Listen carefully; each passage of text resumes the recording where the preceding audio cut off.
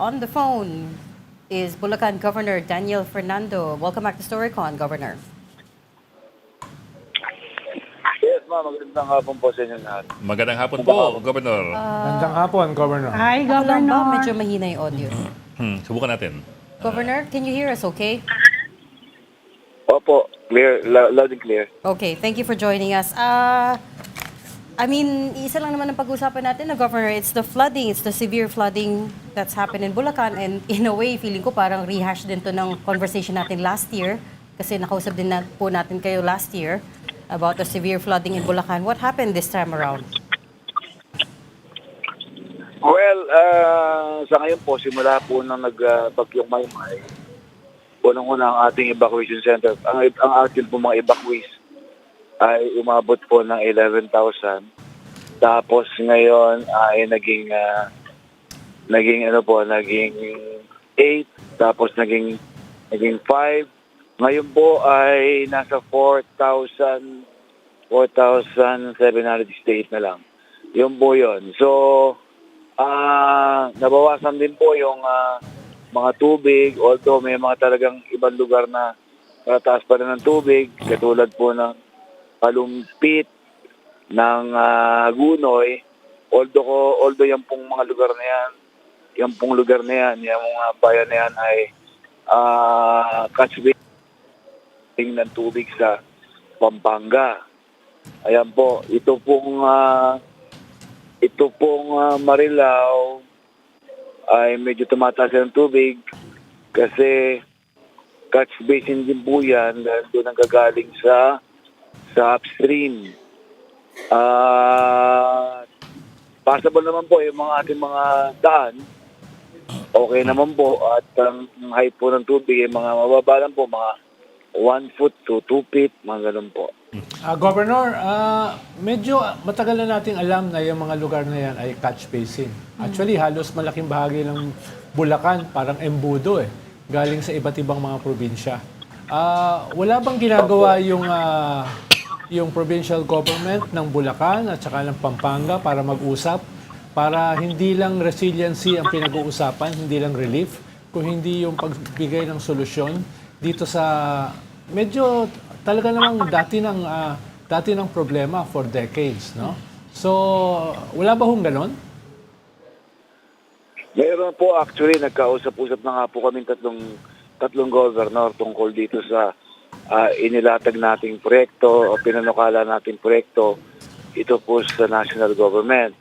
Ito po yung tinatawag na mega dike. Na ilalagay sa coastal ng Bataan, Pampanga, Bulacan at hanggang NCR na pinanukala naman na binigay sa amin ng NEDA. So actually, ang unang pinanukala po namin dito ay itong megadike na ito ay mula Bataan hanggang Cavite. Pero ayon sa NEDA, nila hanggang Metro Manila, hanggang NCR.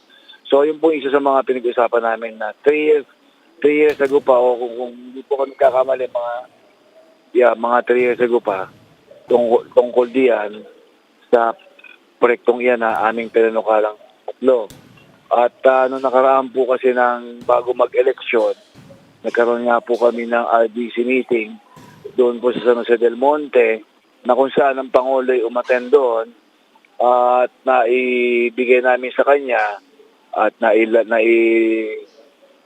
namin sa kanya itong proyektong ito at hindi namin nagawa na ng feasibility study. Yun nga po. So, pagkatapos noon ay hininga na nga po kami ng PDC resolution noong last June tungkol dito sa PDC na ito para magawa ng feasibility study, ng feasibility study. So, yun na nga po, pag-1 year na and hopefully by the next year sana matapos na yung pag-aaral nila tungkol dito. And according to Vince Dizon, nung nagsalita siya months ago na pinag-aaralan naman po ng national government tungkol dyan. Para ito magawa na. Well, yun po yung nakikita namin isa sa mga solusyon pagdating sa pangharang sa high tide. Ayan po, kasi po sa totoo lang, isa po sa nakakadagdag talaga ng mas malaki ang volume ay itong high tide. Pagka po sinabayan ng high tide yan, sa ulan, sigurado baha po Gov. magiging dating yan. Yeah, Ngayon, Gov, pasensya na, Opo. I have to cut you off there. I mean, again, high tide is not a new phenomenon. Ang tanong here, I guess, is ano pong ginagawa natin knowing that our area is a catch basin, high tide is a very high risk, and climate change is making the weather patterns worse. Yun po ang tanong. I mean, you said that you had a meeting ganito po tayo. Nagkakaroon po kami ng mga dredging dyan. Ano po, may mga dredging naman po kami sa mga kaidugan natin. Ang provincial government po ay hindi nagpapabaya. Kami po ay nag-dredge po yan. Of course, kami po ang ating engineering office. Yun nga po ang pinanukala namin kasi nagkakasabay-sabay po yan, ma'am. Nagkakasabay-sabay. Pagkatapos nito maharangan, ito po ang namin. Pag inaharangan po yan, mawawalang high tide, mababawasan po yung pagtaas ng tubig. At pag nahukay na namin na tuloy-tuloy yung aming mga kailugan, magiging dala-diretso po ang daan, ang magiging daloy niyan. And I think itong Pampanga, may mga project din po sila tungkol dyan sa kanilang Pampanga River Basin po dyan. Ano po, doon. May mga, po dyan, may mag-diretso na rin para lumalim yung kanilang kailugan. Yun din po kami. Ano po, ma'am, nagkakaroon po kami. At yun nga, natupag namin ngayon. Sa totoo lamang. Gov, Pero sa totoo lamang, ang 100% talaga dyan, sa Hagunoy at Kalumpit, ang pinakamataas po nangyayari dyan, ay itong pagtaas ng high tide. Alam niyo po kasi, kahit po terikang araw, ang Hagunoy may mga tubig yung mga barangay. Na totoo naman po, because of the high tide. Yan po yan. Kaya ang isa po sa mga pinanukala namin, bukod pa sa aming ginagawa. Yan po yan. Yan po yung tanong nyo kanina. Meron po kaming ginagawa. Ang provincial government, may ginagawa po kami. Actually, kami po nag-ayos ng mga, kataas po kami ng mga kalsada, nagbibigay kami ng mga drainage, lahat. Paano naman, pag nag-high tide, napupuno ngayon ng drainage. Paano aabos? Saan lalabas ng tubig? Ma'am, saan lalabas ng tubig? Sabayan pa rin pagpasok ng tubig sa atin. Wala dadaan. Wala lalabas sa dagat. Hindi po ba? Kasi mataas ang dagat. okay. Tumataas. Gov, allow me, Gov, to reframe the question. Kasi po, for example, kayo po yung naging gobernador na for the last 7 years at naging vice governor po kayo, I think, for 9 years ba? 9 years kayo bago maging gobernador, vice governor. So, a total of 16 years kayo pong nasa liderato ng Bulacan, from vice governor to governor. Sa tagal ng panahon po, of course, hindi naman sa inyo lang naman yung responsibilidad. Pero sa tagal ninyo po sa liderato ng probinsya, tingin niyo ba sapat na naging aksyon at pagpaplano at pag-implementa ng mga programa, particular din sa, for example, high tide, binabanggit natin. Kung last year lang pala na pag-uusapan itong Mega Dike o nakaraang 2 taon, parang medyo... huli na. 3 years na po yan, ma'am. Too late. 3 years na po yan. Nilatig po namin. 3 years na po. 3 taon na po kami naghihintay tungkol dyan. Ano po, binigay na po namin yung panukala niya. Siyempre, pinag-aaralan po ng national government, hindi ba nang Yes, sir. Certainly, sir. Yes, sir. Alam Yes, namin sir. kasi, malaki ang budget. Malaki ang budget tungkol dyan. Yan. Kami naman po, dito naman sa taas, meron po kami proyekto rito. Wala po kami proyekto ng flood control. Ang provincial government, wala po kami proyekto ng flood control. Gagawa po namin, pag gumagawa kami ng kasundan, niluluwangan po namin ang mga drainage canal para tuloy-tuloy ang agos ng mga tubig. At siyempre, ang panawagan din po natin dito, yung kabayan, huwag na magkalit ng basura. Isa po yun sa nagiging problema natin eh. Nagbabara yung mga kanal natin, kahit takihan pa natin to. Basta nabunan ng basura, yun na nga po yan, hindi makakaagos ng tubig.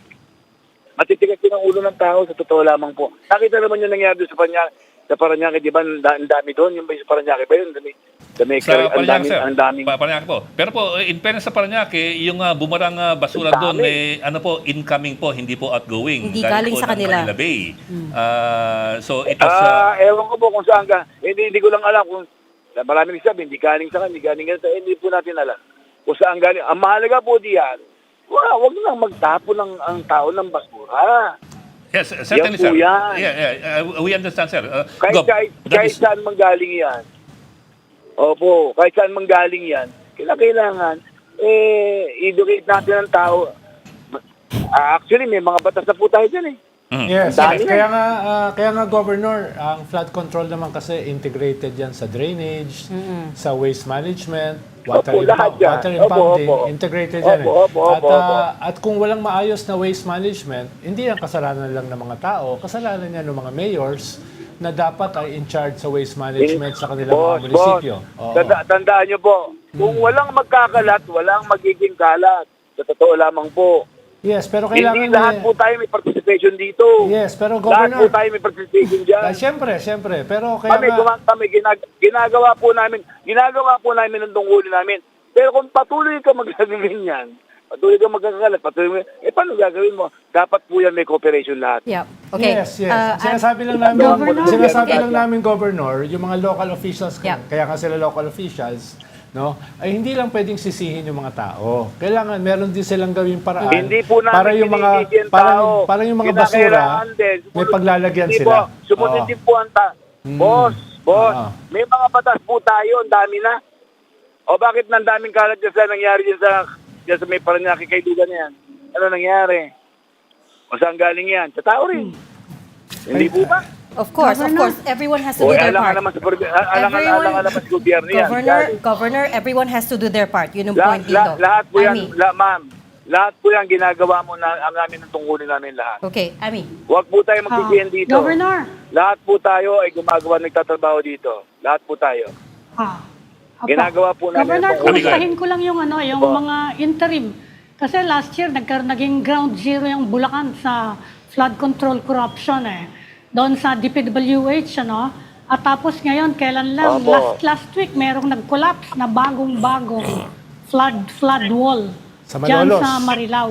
Kumusta po? Ayan, nakikita, 5 million yan, wasak Yan agad. po yun. Kumusta po yung mga yan po yung sa ganyan, may yung mga eskwelahan. bagong flood control Opo, intervention? yan po yan sa may eskwelahan. Sa Flood wall probinsya. po yan sa eskwelahan.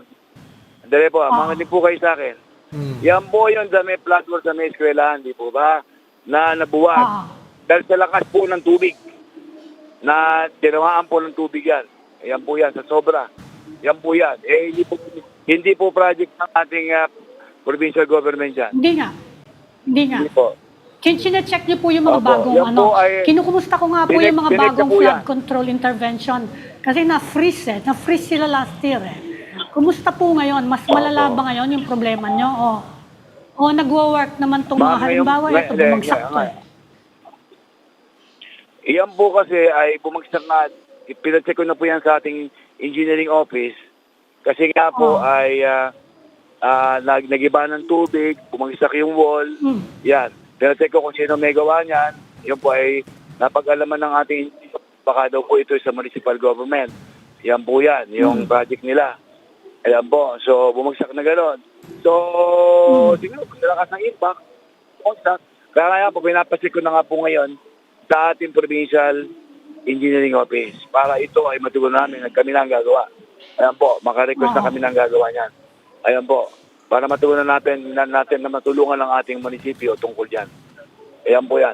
Kaya kailangan po kasi sa tulong-tulong po pakiramdam kasi. niyo po, mas mahirap po ang problema niyo ngayon sa flooding kasi nga na-freeze yung mga flood control last year.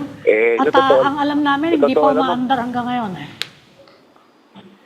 Sa totoo lang naman po ay actually piniting ko na po yung mga bagong officers ng ating DPWH sa Bulacan. Miniting ko na po, tinawagan ko sila kasi I created an executive order na kinakailangan lahat ng proyektong gagawin nila ay kinakailangan ay meron kaming idadaan sa amin. Coordinated sa provincial government, coordinated sa municipal government, and of course the acceptance ng kapitan pagka po ginawa and acceptance ng munisipyo and acceptance ng provincial government after the construction ng project para alam namin na may ginawa. Ayan po yan. Kasi nung tinanong ko sa kanila kung may budget ba yung flood control ngayon, sabi nila wala kasi itutuloy lang yung mga nagdaang project. tutuloy nga yung Gob, Malita project. I Yun also po. remember when we interviewed you last year, I think nung bagong putok pa lang itong flood control issue, isa sa mga nabagitin nyo, hindi nga nagko-coordinate yung Yeah. DPWH doon sa mga proyekto Totoo na po kanilang yun. ginagampanan sa inyong probinsya. Now, Yes, of course, yes, we sir. do understand Yes, that sir.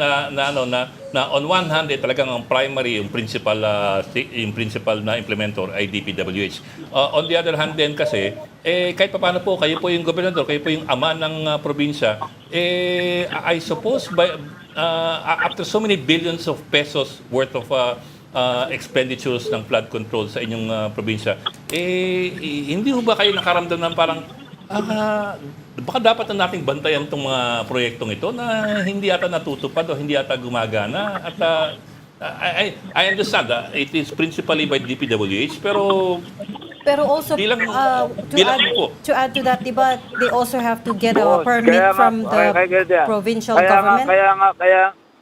Kung babalikan naman tayo sa interview yan, kasi dati na po yung interview sa akin yan eh.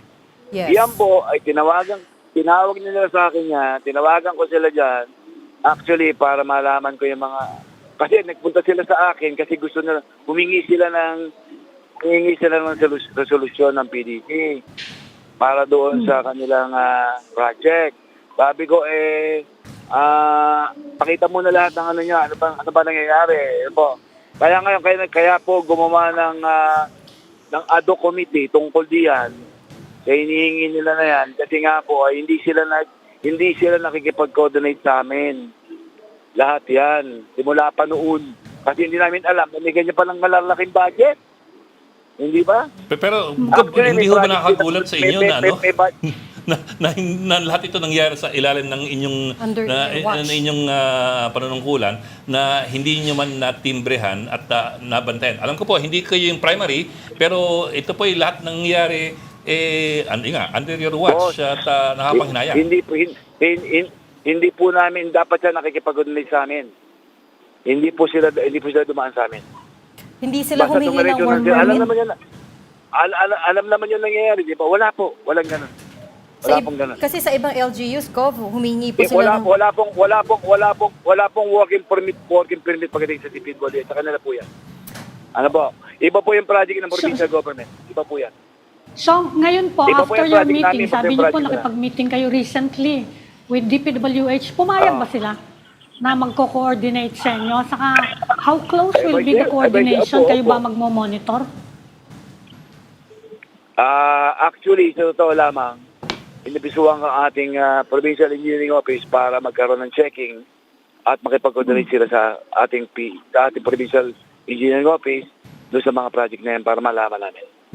Yan po yan. Pumayag po sila? Pumayag po So sila? ngayon, wala naman po sila magagawa eh. Di po ba? Kasi nalaman na namin ng mga nangyayari. Actually, yun po siguro yung punto. Oo. Kaya nga po may executive order akong ginawa. Oo. Na, ano po yung executive order? Actually, EO16. Gob, actually yun po yung punto eh. Kung gugustuhin po ninyong Kaya i-enforce naman. yung dapat meron kayong timbre sa amin at meron kayong monitoring namin, wala silang magagawa kung yun po inyong i-enforce. Pero yun po, moving forward na po. Sige. You're Kaya nga po nagawa ko ng EO para wala nang sila ligtas doon. Yeah, pero you're talking about Okay. EO16A, 16B. Anong EO po ito? Anong EO po yun? Ito po yung kinakailangan lahat Oo, po sila EO16. bago po siguro gumawa ng project sa lalawigan ng Bulacan, Oo. kinakailangan Ang- ay ang- mag-coordinate sa amin, fully coordinate lahat po yan. Okay, ang punto lang po ni Ed, Governor, is that bakit ngayon lang po itong EO na to? Kaya naman pala makipag-coordinate. You can't wash your hands kaya of the pilit, kaya pilit. DPWH project. Hindi na nga nangyari. Kasi sa totoo lang, hindi nga po sila nakikipag-coordinate. May nangyari, alam na naman nyo kung ano nangyari. By di sila nag-coordinate eh. Hindi ba? Oh. Okay. Ganito na lang, Gov. Buong linggo, nagpapadala kami ng mga reporters sa mga flooded areas. And kahapon lang, yung reporter namin sa Kalumpit, maraming kinausap na residente, all of whom said to her na wala pa sila natatanggap na relief packs, feeling nila nakalimutan na sila ng ng pamahalaan at Meron po. wala din daw Nagpunta sila po kami nararamdaman Galumpit. na Meron po pagbabago. kami Galumpit. Meron po kami nga dito So ano pong masasabi Bibigyan na niyo po namin sa nun. Meron po. what would you say to your constituents Meron po. right now who are still flooded? Meron po kami tataga. Ngayon po nasa food giving po ako ngayon. Nasa relief operation po ako ngayon. And actually, bababa na nga po ako para makapagsalita ako sa kanila. Ano po, pinagbigyan ko lang po kayo na ma-interview ako. Kasi po nasa relief operation po ako ngayon. And we Narin po kami appreciate ngayon it. sa Bombok. Nagpunta na po kami sa Kalumpit at sa Hagunoy. Babalik pa po kami sa Kalumpit ulit, saka sa Hagunoy. Ending yan, nasa Bombong po kami. Okay, ganun po ngayon. Ganun po namin. Governor. Po namin gagawin lahat. Yeah. Ano po, ma'am? Ma'am, sorry po bababa na po ako kasi hihintay na po yung ating mga Nandito po ako ngayon, ha? Okay, we'll let you go. Sorry po, ma'am, ha? Thank you so much for talking to Pasensya na us po, and pasensya na making po. Thank making you. time for us. Thank you po, salamat po. Bulacan Governor Thank you Tanya po. Thank you. Maraming salamat, sir.